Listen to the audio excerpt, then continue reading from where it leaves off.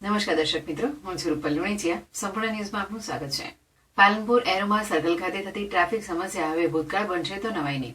કારણ કે મુખ્યમંત્રી ભૂપેન્દ્રભાઈ પટેલના હસ્તે પાલનપુર ગ્રીનફિલ્ડ બાયપાસનું ખાતમુહૂર્ત થયા બાદ બાયપાસ રોડ બનાવવાની કામગીરી ટૂંક સમયમાં શરૂ થનાર છે.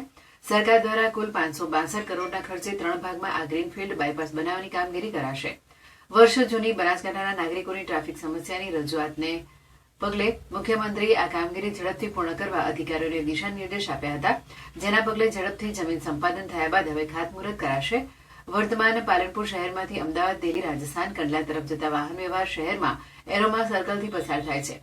દિન પ્રતિદિન વધેલ વાહન વ્યવહારને લીધે પાલનપુર શહેરમાં એરોમા સર્કલ પર ભારે ટ્રાફિક સમસ્યા સર્જાય છે.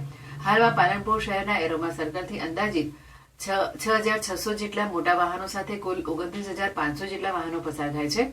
પાલનપુર બાયપાસની કામગીરી માટે કુલ 14 ગામની 157.81 હેક્ટર જમીન સંપાદનની કામગીરી પૂર્ણ કરાય છે. આ greenfield bypass road Abu road પર આવેલ સોનગઢ ગામથી શરૂ થઈ ચડોતર ગામ પાસેથી પસાર થઈ જગાડા ગામ પાસે અમદાવાદ હાઈવેને કનેક્ટ કરશે.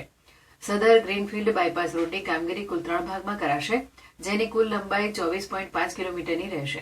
મુખ્યમંત્રી ભૂપેન્દ્રભાઈ પટેલ આગામી 11 ડિસેમ્બર 2025ના રોજ બનાસકાંઠા જિલ્લાને 1,000 કરોડથી વધુની રકમના વિવિધ વિકાસ કાર્યોની ભેટ આપશે. મુખ્યમંત્રીના હસ્તે બનાસકાંઠાના 7થી વધુ વિકાસ કાર્યોનું લોકાર્પણ તથા 15થી વધુ વિકાસ કાર્યોનું ખાતમુહૂર્ત કરાશે.